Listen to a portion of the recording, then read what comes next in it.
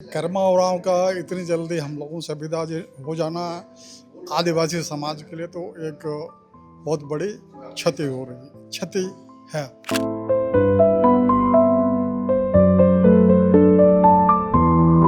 मरने के पहले कहते थे कि हे भगवान हमको सिर्फ 5 साल दे दो, मेरी सांस लौटा दो, 5 साल हमको सांस दे दो, हमको जिंदा रखो।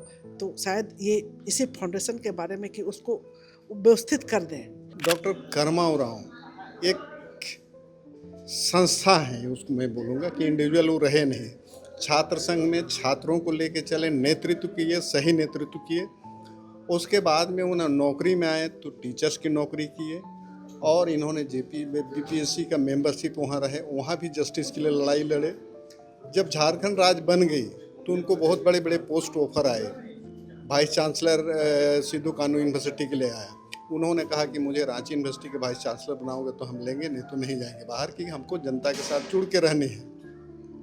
दूसरी बात, उनको जेपीएससी का अध्यक्ष का पोस्ट दिया जा रहा था, उन्होंने कहा कि मैं पब्लिक से कट जाऊंगा, 6 साल के लिए मैं बन जाऊंगा, इसलिए मुझे वो भी नहीं चाहिए।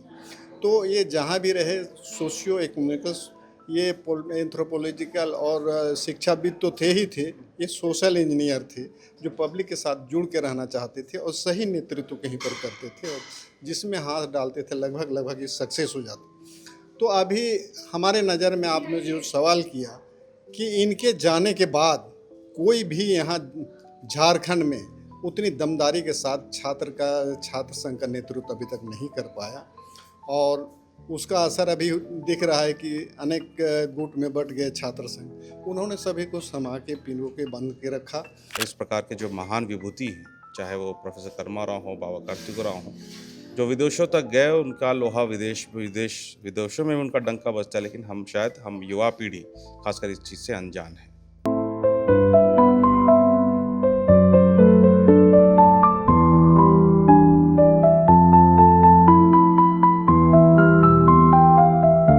आदिवासी अगुआ व शिक्षाविद डॉक्टर कर्मा उरांव की आज दूसरी पुण्यतिथि है और रांची के रामदयाल मुंडा सभागार जो टीआरएल डिपार्टमेंट के अंदर टीआरआई के अंदर वहाँ पे एक 2 दिन की संगोष्ठी कार्यक्रम, कई सारे एक्टिविटीज़ का आयोजन किया गया। हमारे साथ महादेव दा हैं।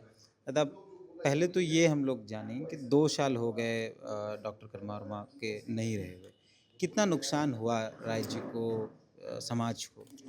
देखिए, ये कर्मा उरांव का इतनी जल्दी हम लोगों से विदा हो जाना आदिवासी समाज के लिए तो एक बहुत बड़ी क्षति है। जैसा कि मैं तो भाई बहुत सारे लोगों को नहीं जानता हूँ, तो इसमें आदिवासी भी हैं, गैर आदिवासी भी हैं, और जो अभी मंच पर वो तरह तरह के उद्गार बोल रहे हैं उसके बारे में बता रहे हैं, उनके एडमिनिस्ट्रेटिव ताकत, उनके मार्गदर्शन के बारे में बता रहे हैं। तो उससे ऐसा लगता है कि वो बहुत बड़ा व्यक्तित्व थे, बड़ी शख्सियत थे और उनका प्रभाव सिर्फ आदिवासी समाज में नहीं, वो गैर आदिवासी समाज में भी था, क्योंकि यहाँ कई सारे लोग वो भी आए हुए हैं। तो उनका जाना मैं समझता हूँ कि हम सभी के लिए बहुत बड़ा नुकसान है। सिर्फ सामाजिक बाकायदा राज्य को राजनीतिक नुकसान भी हुआ लगता है? नहीं, ये मैं कहूँगा कि सामाजिक और बौद्धिक नुकसान दोनों कहेंगे, है ना, सामाजिक और बौद्धिक, और मैं कहूँगा कि सांस्कृतिक भी। क्योंकि देखिए, जैसे ये कर्मा उरांव और ये इनकी लीडरशिप में जो सरनानुव्यक संघ, जो पूर्व संध्या, करम पूर्व संध्या और सरहुल पूर्व संध्या आयोजित करता है, और वहाँ जो पत्रिका प्रकाशित करके उसके विमोचित की जाती है, तो उनके लीडरशिप में सिर्फ वो जो संस्कृति, जो नृत्य या गीत के माध्यम से सिर्फ भाषा बचाने का काम नहीं हो रहा था, बल्कि जो वहाँ जो सरना फूल पत्रिका जो थी, उसमें से जो आदिवासी लोग कहीं नहीं लिख पाते थे, वो अपनी रचनाएं लिखते थे, और आज उसमें से कई बड़े नाम हैं। खुद मेरे लेख उसमें जब बहुरा इक्का थे और ये थे, वो मेरा एक बहुत बड़ा महत्वपूर्ण लेख वहीं छपा था। तो इसलिए मैं भी मानता हूँ कि मुझे भी प्रोत्साहित किया, और ये जो कड़ी है वो लगातार चलती जा रही है। तो वो एक दूरदर्शिता थी, ठीक है, वो बहुत प्रोफेशनल नहीं थे, लेकिन तब भी उनके अंदर एक समाज को समझने की चेतना थी, और वो संस्कृति को किस तरह से अलग अलग तरीके से बचाया जाता है ये उनको ज्ञान था। तो इसीलिए वो इस तरह से काम कर। बहुत कम शब्दों में डॉक्टर कर्मा राव की व्याख्या करनी पड़ी तो कैसे? कर्मा औराज तो गांव से देहात में पढ़े लिखे, लेकिन रांची में आए और यहाँ आदिवासी छात्रों की समस्याओं को देखते हुए उन्होंने अपना लीडरशिप किया, और फिर मैं कहूँगा कि छात्र एकता को, आदिवासियों की जो समस्या है उसको सुलझाने के लिए वो आगे बढ़े, और पढ़ाई की, और LLB से लेके उन लोगों ने PhD तक की पढ़ाई की। और मैं ये कहूँगा, फिर दोहराऊँगा कि वो आदिवासी भाषा संस्कृति को बचाने के लिए जो उनका योगदान है वो बहुत ही बड़ा योगदान है। डॉक्टर कर्मा राव जी की धर्मपत्नी है हमारे साथ। मैडम 2 साल हो गए उनके नहीं रहे हुए। हम लोग ये जानना चाहेंगे, कम शब्दों में अगर आपको व्याख्या करना पड़े डॉक्टर कर्मा राव के बारे में तो क्या कहेंगे? वो बहुत जिंदा दिल इंसान थे, हाँ? और किसी काम को वो प्लानिंग करके नहीं करते थे। जो समस्या आई उसे उसी जगह उसका तोड़ ढूंढते थे, और उस तरह पूरी ज़िंदगी उसी तरह किया। ऐसा नहीं, चाहे समाज की बात हो, चाहे तो शिक्षा की बात हुई, चाहे धर्म की बात हुई, चाहे कहीं भी, चाहे किसी का छोटा सा प्रॉब्लम भी हुआ तो बस तुरंत उसी समय उसी क्षण। मैं हमेशा कहते थे कि आप माने आपका काम करने का स्टाइल इतना यह था कि चुटकी में कर लेते थे, तो लोगों को ये नहीं लगता था कि अरे परेशानी जब होती है तो लगता है कि बहुत कठिन काम है और ये हो रहा है का करके, तो अब तो चुटकी में कर देते हैं, हो जाता है, भगवान की दया से हो जाता था। तो लोग को ये नहीं लगता था कि ये काम हो गया, ऐसा नहीं लगता था। तो ये तो नेता थे नहीं कि कभी प्रयास भी किया कि कुछ राजनीति में, चाहे तो ये में, तो उस तरह ये नहीं हुआ। फिर वो अपने आप को सबसे दूर करके सारे चीज़ को कि समाज के लिए हमको जीना है, समाज के लिए करना है, चाहे हमारा सोसाइटी, चाहे हमारा ये, हमारे लोग कैसे आगे बढ़े, कैसे क्या होगा, ये रात दिन उनकी वो सोचते रहते थे और उन्हीं के बारे में ये करते थे। और जहाँ कहीं भी मौका मिला वो चुकते नहीं थे, तुरंत उसका तोड़ खोजते थे, ढूंढते थे, चाहे बतलाते थे, चाहे सरकार की बात हो, चाहे कुछ की बात हो, वो आईना दिखाते थे सरकार को भी कि ऐसा करिए तो ऐसा होगा, ऐसा ये चीज़, ये हमारे आज की जो मोदी सरकार है वो जानती थी।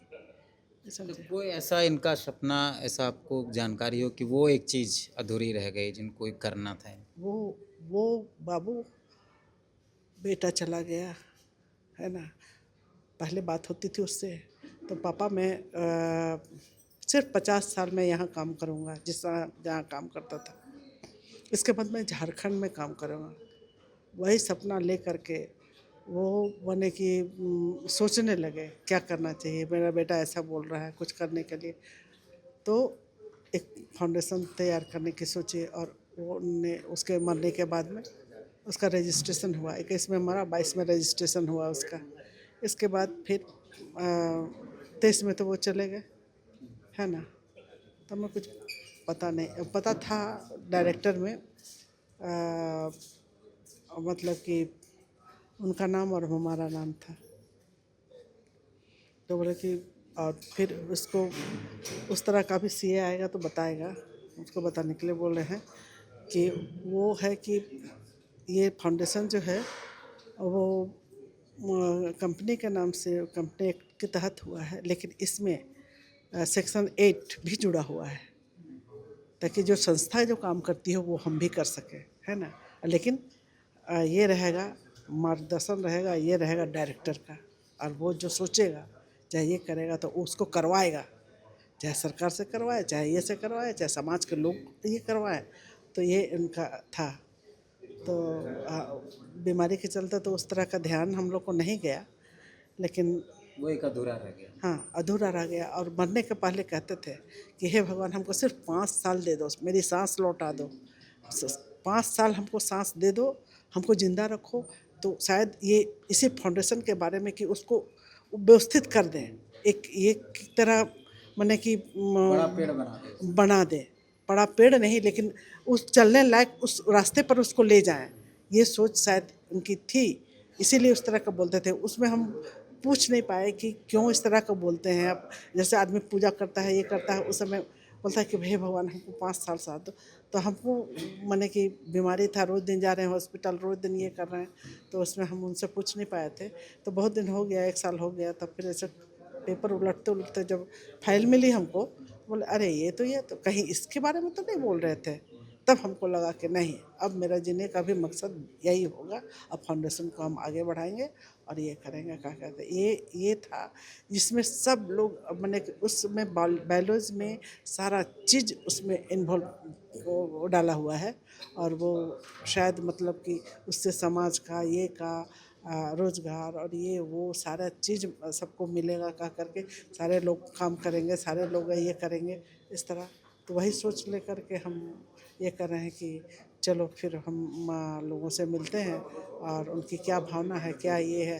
अगर ये हो जाएगा तो कोई ना कोई मिलेंगे ही, ऐसा लगता है हमको। और फिर ये बढ़ेगा और सारे लोग जिससे भी मदद मांगनी हो, हम अब सोच लिए हैं कि हम उससे ये करेंगे। हाँ, प्रोजेक्ट की बात हुई, चाहे कुछ होगा, स्कूल कॉलेज की बात हुई, चाहे ये होगा, यहाँ साई हॉस्पिटल है, साईनाथ यूनिवर्सिटी है, वो ग्रुप करके कितने ये बना लिया है ना। और पूरा मतलब कि वो ये कर लिया है। उसी तरह फैकल्टी वाइज वो एक एक करके उसको ये करना चाह रहा है। तो उसी तरह वो थीम थोड़ा सा उनसे भी लिया गया, उनसे बातचीत करते थे, ये करते थे। तो बहुत सारे से ऐसी चीज़ें हैं कि वो अपने मन में रखे थे और अधूरा रह गया ये सपना। लेकिन अब हम चाहते हैं कि सब मिल करके, हम तो अकेले कुछ नहीं कर पाएंगे, है ना, लेकिन सबको मिल के, मेरा समाज मिल करके। ये एक बार बोलते भी थे कि देखो बेटी की शादी हुई, ये बोला अरे हम लोग तो बहुत कमज़ोर हैं, कैसे होगा कैसे होगा। वो बोलते थे कि अरे समाज की बेटी है, समाज करेगा, इसलिए चिंता मत करो। तो ये हम उसी पर ये करके अभी भी हम चल रहे हैं और ये करके कि समाज के लोग हैं, समाज हमारा है, मेरे अपने हैं, सारे लोग अपने हैं, सब है। तो सब लोग मिल करके सोच करके उस सोच को आगे बढ़ाएंगे, यही है मकसद। आदिवासी अगुआ बुद्धिजीवी एलएम सर हैं इस कार्यक्रम में मौजूद, जो डॉक्टर कर्माव राव की दूसरी पुण्यतिथि है उसमें। तब पहले तो ये हम लोग जान रहे हैं, सबसे पूछ रहे हैं इस बात को, कितना नुकसान हुआ है। देखिए, इसके पृष्ठभूमि में मैं आपको ले जाता हूँ। एक छोटी सी गांव लोंगा महुआ टोली से आए थे और ये अशिक्षित परिवार से आए थे। उस जब बिहार जंगल से आने के बाद इनको कोई सुविधा नहीं थी, लेकिन पहली शिक्षा उनकी गांव में हुई, गांव के बाद बिशुनपुर में हुआ और उसके बाद ये रांची में आए। तो हम लोग की मुलाकात यहाँ रांची में हुआ और यहाँ जो स्थिति थी रांची विश्वविद्यालय के उस समय छात्रों की, जो बाहर से आने वालों की, तो हम लोग की कल्पना आई कि इनको यहाँ नेतृत्व के लिए आगे आना चाहिए, कोई भी यहाँ के झारखंडी हैं। तो ये पहले आए, जिसमें राजा राम महतो और वगैरह सब मिल के लोग टीम बनाए और इन्होंने पहली बार एक दमदार महासचिव के रूप में छात्र संघ का उभर के आए। और छात्र संघ के उभरने के बाद में यहीं पर नहीं रह गए। जिस समय जेपी मूवमेंट आ गया, तो जेपी मूवमेंट में आ गया तो 18 मार्च 1974 को गोली चली पटना में, जो खून गिरा। कर्माव राव का एक स्लोगन निकला कि जो पटना में खून गिरी है 18 तारीख को, वो 19 तारीख यहाँ पर इन लोग ने बहुत बड़ा प्रोसेशन का आयोजन हुआ। उसमें पूरे हजारों की संख्या में छात्र निकले रांची में। और उनके नेतृत्व में जब प्रोसेशन जाने लगी तो कुछ नोक झोंक हुआ और शहीद चौक में गोली चल गई, वहाँ भगदड़ हो गई, किसी को गोली भी लगी, लेकिन ये लोग सर्वाइवल, हम लोग बच गए उस बीच में। तो डॉक्टर कर्माव राव एक संस्था है, उसको मैं बोलूँगा कि इंडिविजुअल वो रहे नहीं। छात्र संघ में छात्रों को लेके चले, नेतृत्व किए, सही नेतृत्व किए। उसके बाद में उन्हें नौकरी में आए तो टीचर्स की नौकरी किए और इन्होंने बीपीएससी का मेंबरशिप वहाँ रहे, वहाँ भी जस्टिस के लिए लड़ाई लड़े। जब झारखंड राज्य बन गई तो उनको बहुत बड़े बड़े पोस्ट ऑफर आए। वाइस चांसलर सिद्धू कानू यूनिवर्सिटी के लिए आया, उन्होंने कहा कि मुझे रांची यूनिवर्सिटी के वाइस चांसलर बनाओगे तो हम लेंगे, नहीं तो नहीं जाएंगे बाहर, की हमको जनता के साथ जुड़ के रहनी है। दूसरी बात, उनको जेपीएससी का अध्यक्ष का पोस्ट दिया जा रहा था, उन्होंने कहा कि मैं पब्लिक से कट जाऊंगा, 6 साल के लिए मैं बन जाऊंगा, इसलिए मुझे वो भी नहीं चाहिए। तो ये जहाँ भी रहे सोशियो इकोनॉमिकल, ये एंथ्रोपोलॉजिकल और शिक्षाविद तो थे ही थे, ये सोशल इंजीनियर थे जो पब्लिक के साथ जुड़ के रहना चाहते थे और सही नेतृत्व कहीं पर करते थे, और जिसमें हाथ डालते थे लगभग ये सक्सेस हो जाते। तो अभी हमारे नज़र में आपने जो सवाल किया कि इनके जाने के बाद कोई भी यहाँ झारखंड में उतनी दमदारी के साथ छात्र संघ का नेतृत्व अभी तक नहीं कर पाया, और उसका असर अभी दिख रहा है कि अनेक गुट में बट गए छात्र संघ। उन्होंने सभी को समा के पिंजरों के बंद के रखा, और जो भी सामाजिक इशू हुआ करता था वो बहुत दमदारी के साथ रखते थे। आशा नहीं देखते थे कि मेरे पास कोई आएगा नहीं आएगा, भीड़ आएगी नहीं आएगी, अकेले और मुँह उतर जाते थे कि उनके पास जो कला थी, और उसी के चलते निकलने के बाद आगे चल जाते थे। आज हम लोग यहाँ धर्मेश उरांव मेमोरियल फाउंडेशन के थ्रू उनका 2वीं पुण्यतिथि मना रहे हैं। इनकी सोच गजब की रहती थी कि वो बोलते हैं कि कल क्या होगा उसको आज जानते थे, इस टाइप की लगती थी। वो बेटा जब जिंदा थे, बेटा के साथ जो बात हुई कि 45 ईयर्स के बाद में नौकरी छोड़ के आ जाएंगे यहाँ, उन्हीं के नाम से फाउंडेशन बनाए। दुर्भाग्य से बेटा उसी साल चले गए 2022 में, जो पहले बनी फाउंडेशन, उसके बाद बेटा चले गए, और उसी फाउंडेशन के थ्रू आज उनको हम लोग श्रद्धांजलि दे रहे हैं कि 1 साल में 22 में बेटा, 23 में डॉक्टर कर्मा उरांव। तो ये अपूरणीय क्षति हुई यहाँ शिक्षा के क्षेत्र में, समाज सेवा के क्षेत्र में, राजनीति के क्षेत्र में। ये ट्रेमेंडस लॉस हुआ है, जिसके भरपाई तो शायद दूर दूर तक नहीं दिख रहा है कि इस तरह नेतृत्व करने वाले। मैंने उनसे आग्रह करते रहा कि सभी जगह देखिए नहीं हो पाती है, लेकिन एक विधानसभा जो होती है, मैं आपको नई दिल्ली के लिए, एमपी के लिए नहीं बोलूँगा या राज्यसभा के लिए, एक बार आप कदम रख दीजिए यहाँ विधानसभा में, वहाँ की जो कार्यशैली है बदल जाएगी। आप 2-3 महीना के बाद रिजाइन कर दीजिए, लेकिन एक बार आप घूमें। लेकिन इनकी एक इशू थी कि मैं ये इनके प्रकार नहीं घुसूँगा वहाँ, जनता अगर मुझे भेजेगा मैं जाऊँगा, और किसी भी तरह का मैं पैसे या इस तरह का मिसयूज करके मैं पॉलिटिक्स में नहीं आना चाहता हूँ, जिस कारण पॉलिटिक्स में वो नहीं आए। अदरवाइज उसके छोड़ के देश विदेश में इनकी अपनी डिपार्टमेंट एंथ्रोपोलॉजी की थी, वहाँ विदेश तक उन्होंने ले गया। यहाँ ट्राइबल एंड रीजनल लैंग्वेज जो है, अभी भूरी प्रशंसा करके गए भूतपूर्व VC रमेश पांडे जी, कि उनके कहने पर 2 दिन में इनकी नक्शा बना के टोटल सेंक्शन करके इनको दे दी। तो ये एक इंडिविजुअल व्यक्ति नहीं थे, ये एक ऑर्गेनाइजेशन थी, एक संस्था थी। तो एक संस्था डिवाइस हो जाने के बाद कितनी बड़ी लॉस होती है, तो उस तरह हम लोग ने बहुत बड़ी लॉस किया है, समाज ने लॉस किया है। डॉक्टर कर्मा उरांव हम लोग के बीच नहीं है, अगर उसकी सोच को अगर हम लोग लेके चलें तो हो सकता है कि झारखंड के लिए कोई नया दिशा और दशा हम लोग दे सकते हैं। आदिवासी अगुआ शिक्षाविद अभय सागर दा है हमारे साथ। दादा, सबसे मेरा पहला सवाल ये है कि कितना नुकसान हुआ है डॉक्टर कर्मा उरांव के नहीं होने से, उनकी दूसरी पुण्यतिथि है। एक बड़ी अपूरणीय क्षति तो है। जिस प्रकार शिक्षाविद थे और एक ग्रामीण परिवेश से आके इस प्रकार का कद अपने आप में बढ़ा लेना, ये अपने आप में अद्भुत है। और अपूरणीय क्षति के अलावा समाज में दोष भी है कि इस प्रकार के जो महान विभूति हैं, चाहे वो प्रोफेसर कर्मा उरांव हो, बाबा कार्तिक उरांव हो, जो विदेशों तक गए, उनका लोहा विदेशों में उनका डंका बजता है, लेकिन हम युवा पीढ़ी खासकर इस चीज़ से अनजान है। कैसे उनके सपने को बढ़ाया जाए? जी, मैंने अभी कुछ पहले मंच से ये कहा कि मैंने एक प्रपोज़ल दिया है, 2 प्रपोज़ल दिया इनफैक्ट, कि एक जैसे ऑक्सफोर्ड, कैम्ब्रिज, बड़ी यूनिवर्सिटीज़ में क्या होता है, इस प्रकार के जो बहुत अच्छे एकेडमिक्स होते हैं उनके नाम पे चेयर क्रिएट होता है। तो मैंने जो पंचासीन जो गणमान्य व्यक्ति थे उनके मैंने प्रपोज़ल डाला है कि department of anthropology Ranchi university में इनके नाम का एक चेयर हो, साथ में डॉक्टर रामदयाल मुंडा जी के नाम पे भी चेयर हो। दूसरी बात है, जबकि मैं कोऑर्डिनेट कर रहा हूँ पूरे इवेंट को, तो जिन लोगों को मैंने सुना उससे प्रतीत हुआ कि शायद मैं भी 10 या 20% ही प्रोफेसर कर्मा के बारे में जानता हूँ।